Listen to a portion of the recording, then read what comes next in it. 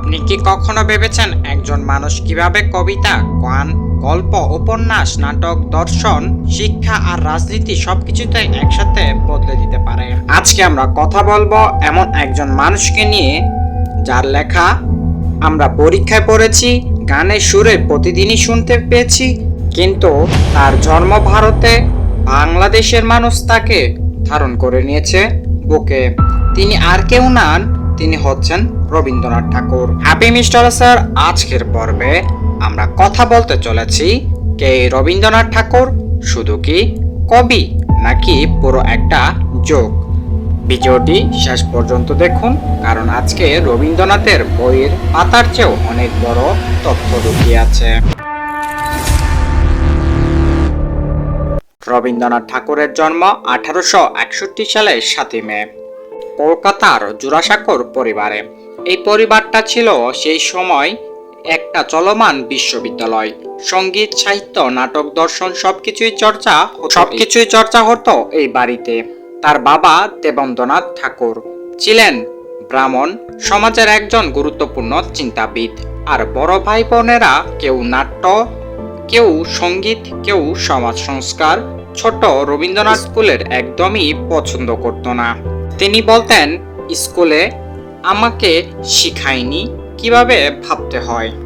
এই ভাবনার পরেই বদলে দেয় তার পুরো জীবন দর্শন। রবীন্দ্রনাথকে আমরা প্রথমে চিনি কবি হিসেবে।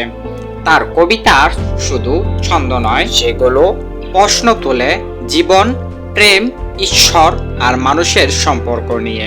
তার বিখ্যাত কাব্যগ্রন্থগুলো হলো সোনার তৈরি, গীতাঞ্জলি। গীতাঞ্জলি তাকে এনে দেয় বিশ্বের সবচেয়ে বড় সংস্কৃতির 1913 সালের নোবেল পুরস্কার। তিনি ছিলেন এশিয়ার প্রথম নোবেল বিজয়ী, কিন্তু মজার ব্যাপার হলো তিনি নোবেল পাওয়ার জন্য লেখেননি, তিনি লিখেছেন মানুষের জন্য। রবীন্দ্রনাথ শুধু কবি নন, তিনি ছিলেন একজন সুরকার। তিনি লিখেছেন প্রায় 2200-টির বেশি গান, যেগুলোর আমরা আজ রবীন্দ্র সঙ্গীত নামে চিনি। এই গানগুলো প্রেম শেখায়, বিরহ বোঝায়, ঈশ্বরের সাথে কথা বলতে শেখায় আর প্রতিবাদ করতেও শেখায়। মজার বিষয় হলো ভারত ও বাংলাদেশের দুটি জাতীয় সঙ্গীতই তৈরি হয়েছে রবীন্দ্রনাথের কবিতাবলী বা গানের সুর থেকে। ভারতের জাতীয় সঙ্গীত জনগণ মন, বাংলাদেশের জাতীয় সঙ্গীত আমার সোনার বাংলা। একজন মানুষ, দুটি দেশের কণ্ঠস্বর। রবীন্দ্রনাথের গল্পগুলো আজ বাস্তব। তিনি লিখেছেন মানুষের দুর্বলতা নিয়ে। তার বিখ্যাত গল্প উপন্যাস হলো কাবুলিওয়ালা, পোস্টমাস্টার, নষ্টনীর, ঘরের বাইরে। এই লেখাগুলোতে আছে সমাজের ভণ্ডামি, নীরব নারীর অবস্থান, ভালোবাসার জটিলতা, জাতীয়তাবাদীর প্রশ্ন। তিনি দেখেছেন মানুষ কালো ও সাদা নয়, মানুষ ধূসর।